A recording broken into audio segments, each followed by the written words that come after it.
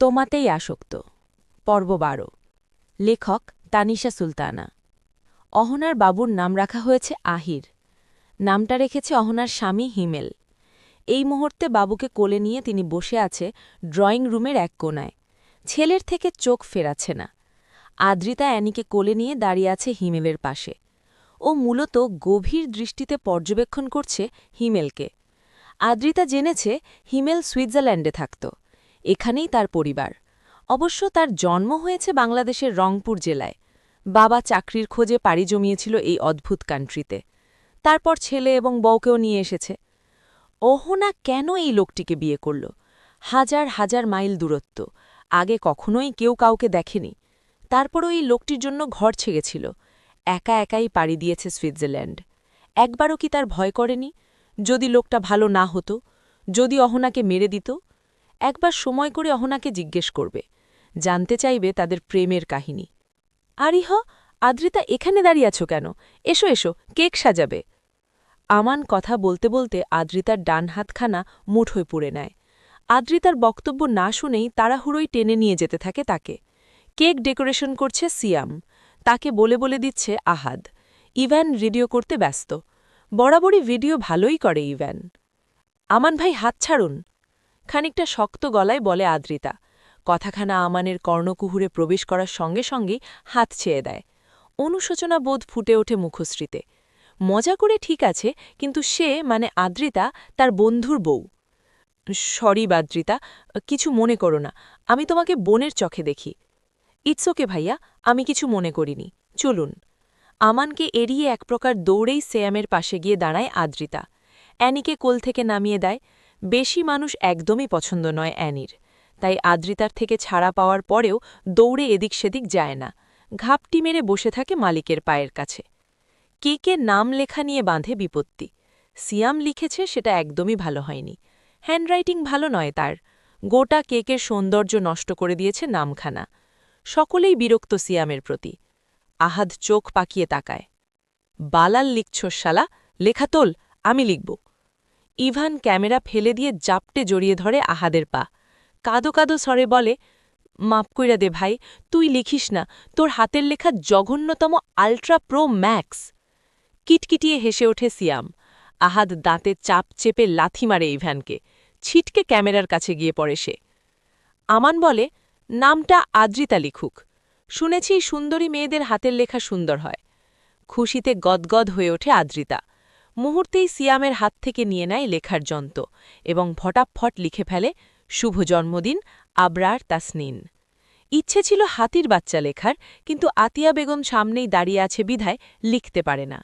সকলেই আদ্রিতার লেখার বেশ প্রশংসা করে। সমস্ত ডেকোরেশন শেষ হওয়ার পর মুহূর্তেই আবির্ভাব ঘটে আবরার তাসনিনের। গম্ভীর মুখশ্রী তার, যেন হাসলেই জরিমানা হয়ে যাবে। আতিয়া বেগম কাচুমাচু হয়ে দাঁড়ায়, নিজের মুখ লুকাতে ব্যস্ত যেন। এই বুঝি আবরার সব কিছু তছনছ করে দিবে। উচ্চস্বরে চিল্লিয়ে বলে উঠবে, এসব কে করেছে? আমার পছন্দ নয়, জানো না তোমরা? তখন কি হবে? আতিয়াই বুঝি দোষী। আবরার ভাববে তার মা এত সব কিছুর আয়োজন করেছে। এখানে মেয়ের জামাই রয়েছে। আবরার যদি সকলের সামনেই আতিয়াকে দুটো কথা শুনিয়ে দেয়, তখন কি করে সহ্য করবেন তিনি? তার এত সব ভাবনার মাঝেই শুনতে পায় সকলের উচ্চস্তরে বলা, happy birthday to you, happy birthday dear Abrar স্লোগানটি। শুকনো ঢোক গেলে আতিয়া বেগম ভয়ার্থক দৃষ্টিতে তাকায় ছেলের মুখ পানে। আবরার চরম বিরক্ত, কপাল কুচকে ধীর গতিতে এগিয়ে যায় স্কেজে। আদ্রিতা ভেংজি কাটে। সব কিছুতেই লোকটার বাড়াবাড়ি। এত সুন্দর আয়োজন করেছে তারা, ইয়া বড় কেক, এসব দেখে তো খুশি হওয়ার কথা। আদ্রিতার জন্মদিন কখনোই সেলিব্রেট করা হয়নি। বার্থডে উপলক্ষে এক টুকরো কেক আদ্রিতা কোনোদিনও চোখে দেখেনি। যখন মা বেঁচে ছিল তখন মা বলতো, সামনের বছর তোর বাবা বাড়ি আসলে বড় করে জন্মদিন সেলিব্রেট করব। আর মা মারা যাওয়ার পরে বাবা প্রতি বছর জন্মদিনে কল দিয়ে বলে, সামনের বছর তোমার বার্থডে সেলিব্রেট করব। আজ অবধি সামনের বছর আর আসলো না। দীর্ঘশ্বাস ফেলে আদ্রিতা, এক পা দুপা করে আবরারের পাশে গিয়ে দাঁড়ায়, ফিসফিস করে বলে, আমার মাকে কষ্ট দিয়ে একটা বাক্যও উচ্চারণ করবেন না। মন চাইলে কেক কাটুন, না হলে মুখ বন্ধ রেখেই কেটে পড়ুন এখান থেকে। ভ্রুজোড়া কুচকে ফেলে আবরার, ব্যাকা নয়নে এক পলক টাকায় আদ্রিতার পানে, পরস্পরই গম্ভীর স্বরে বলে ওঠে, আমি জন্ম নিয়ে পৃথিবীতে অষ্টম আশ্চর্যজনক কিছু হয়নি, সো আমার বার্থডে এত ধুমধাম করে সেলিব্রেট করার কিছু নেই। ব্যাস, বক্তব্য শেষ করে বড় বড় পা ফেলে কেটে পড়ে ড্রয়িং রুম থেকে। কাউকে কোনো কথা বলার সুযোগ দেয় না। হতাশ হয় আহাদ, আমান, সিয়াম এবং ইভান। তারা প্রতি বছরও কোনো না কোনো সারপ্রাইজ প্ল্যানিং করে, আর তাদের প্ল্যানিং ভেস্তে দেয় আবরার তাসনিন। এক্কেবারে নিজ কক্ষের পদচারণা করে দরজা আটকে দেয় বিকট শব্দে আবরার। কিপে ওঠে ড্রয়িং রুমে উপস্থিত সকলেই। আবারও চোখের কোণে অশ্রু জমে আতিয়া বেগমের। অহনা অহিরকে কোলে নিয়ে বসেছিল স্বামীর পাশে। ভাইয়ের বিহেভিয়ারে ভীষণ কষ্ট পায়। হিমেল হাত রাখে অহনার কাঁধে। সান্ত্বনার বাণী আওড়ে বলে, ইটস ওকে যান, মুড অফ করো না। অহনা হিমেলের পানে তাকিয়ে মলিন হাসে।